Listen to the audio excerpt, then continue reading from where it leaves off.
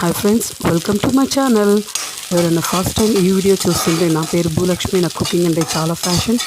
And ఒక అందులో తగినంత ఆయిల్ వేసుకొని 10 నుంచి 12 రెబ్బల కరివేపాకు వేసుకొని బాగా ఫ్రై చేసుకోవాలి. కొద్దిగా ఎండుమిర్చి, ఒక తెల్లగడ్డ, మొత్తం గడ్డ మొత్తంలోంచి చిన్న చిన్న రెబ్బలు అన్నీ వేసేయాలి.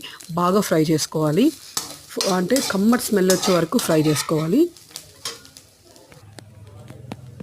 ఫ్రై చేసుకున్నాక నేను ఆల్రెడీ అటుకుల్ని ఫ్రై చేసి పెట్టాను. అటుకులు పల్లీల్ని బాగా వేయించి పెట్టాను. దాంట్లో వేసి బాగా కలుపుకోవాలి.